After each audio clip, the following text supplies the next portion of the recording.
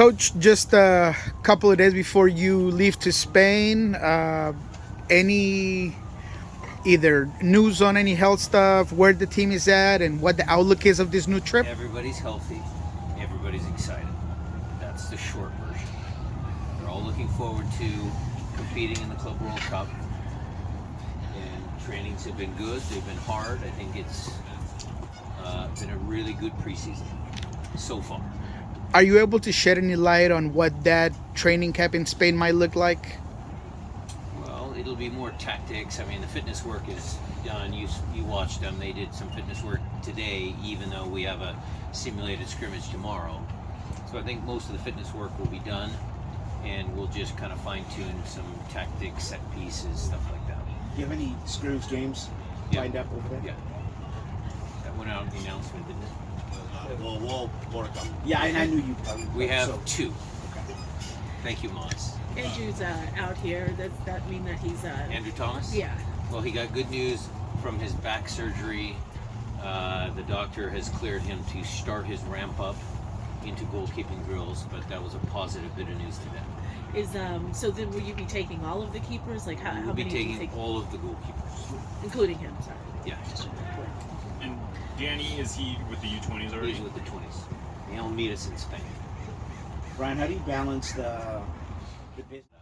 How much of the motivation for the players is wanting to show that the MLS can compete against other teams across the world and that they can be competitive in this tournament? I think it goes like in stages. I think, first of all, as individuals, they want to measure themselves against the best in the world. Then as a club, I think this is a very proud club. I think they all have a sense of pride for the job that they did last year to get into the tournament. So there's the club level. And then, yes, on a national scale, where does this rank? MLS, how do we, project? What is our league? What do people around the world think about our league? How are we, measured against other teams? I mean, we set a bit of a marker in, winning Champions League. The Mexican teams have been dominant in that competition.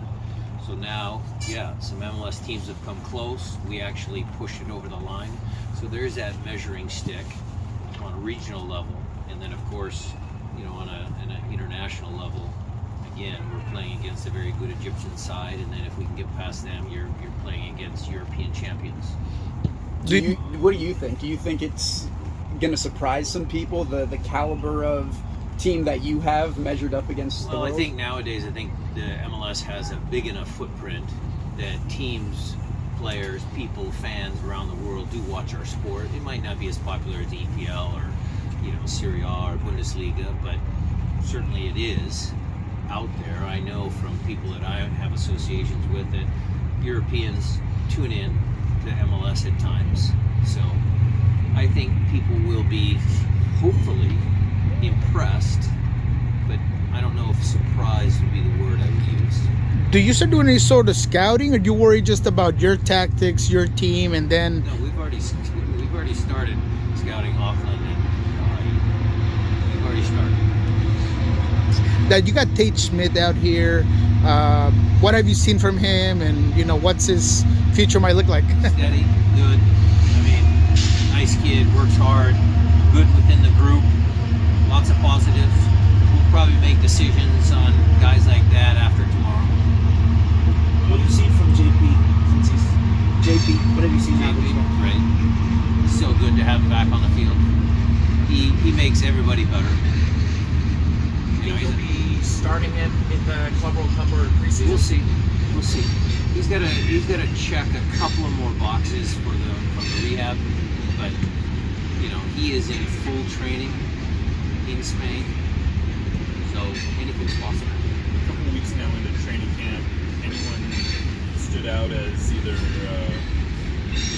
impressed by or has changed your opinion of? I talked about some of the young kids of the academy, Defiance kids, out of that group, Jeremiah. Leo Chu's come back in better shape.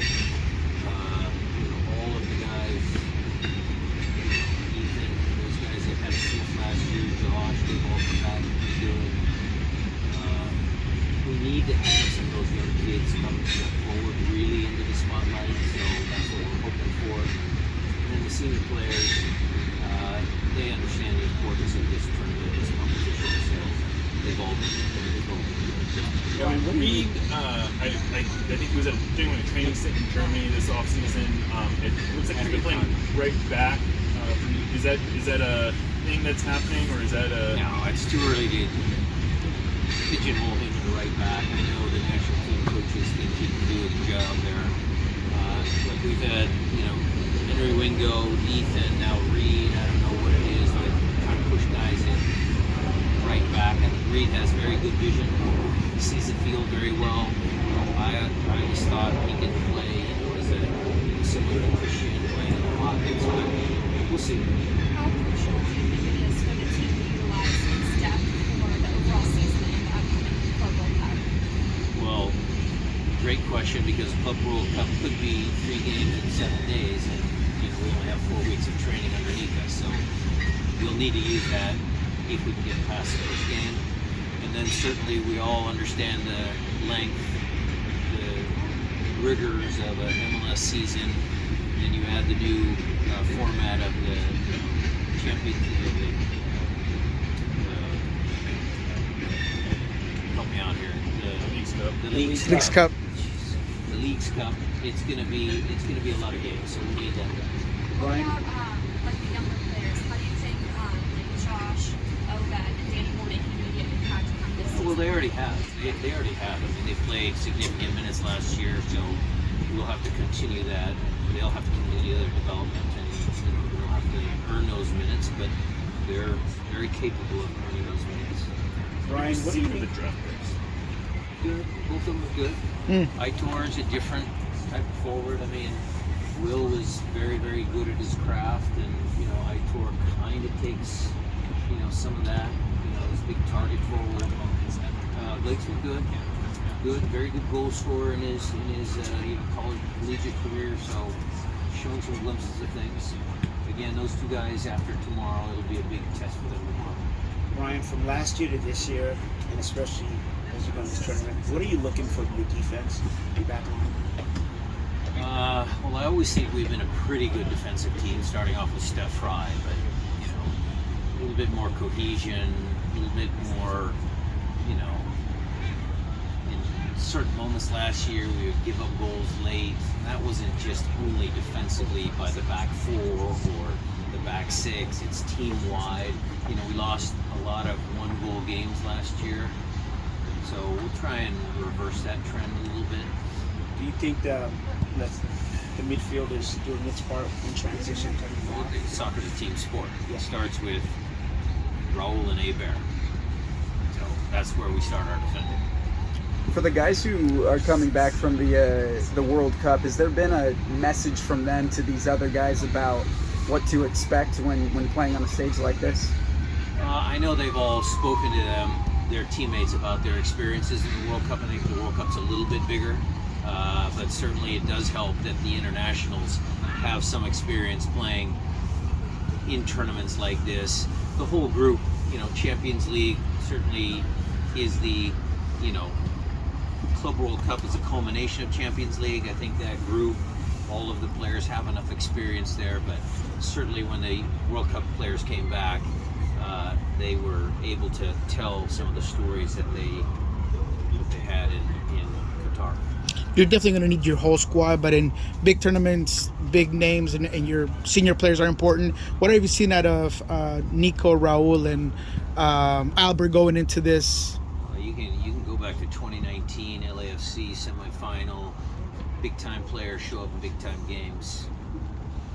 That's always the case in pro sports. Your money guys have to step forward in the right times, and they've done that consistently over the years. So, Albert helped us win Champions League. Montero helped us win Champions League last year. You mentioned Raul, Nico, of course, Steph Fry. That game against New York, in New York, one of the best goalkeeping performances I've seen ever. So we need those guys to step up, yes. Yeah, Albert was effectively learning a new position last year. Yeah. How have you, I don't don't know, what's your expectation for him this year, and like how do you see him? We talked fitting about in? that. You'll see, and I'll talk about it a little bit more. A little tactical shift in building out with 3 instead of just 2 center backs and a holder. We're going to try and push Albert a little higher up the field in certain moments. We're working on some of that sort of stuff. Excuse me. So we'll try and get him a little higher up the field. But look, he was willing to do it last year because he understood that the team needed it, and that's what a good team player does. And is he? But you still see him primarily as somewhere in the middle of the park, Oh, whether yeah. it's Oh, yeah. deeper or farther Yeah. forward. Yeah. With you building from 3 to the 3 and the 2, is that a kind of evolution confidence in your back 3 able to get the ball out? It's just putting people in the positions we think they're going to be successful at. That's all it is. And teams, like I told you guys, I think teams found us out a little bit last year, so we got to change a couple of things. So it starts there. Player that you guys have on your that made it to the first team. Just broadly speaking, what can you say about his Good progression? segue. Good segue because he's waiting, so I have to answer this, and then I got to go.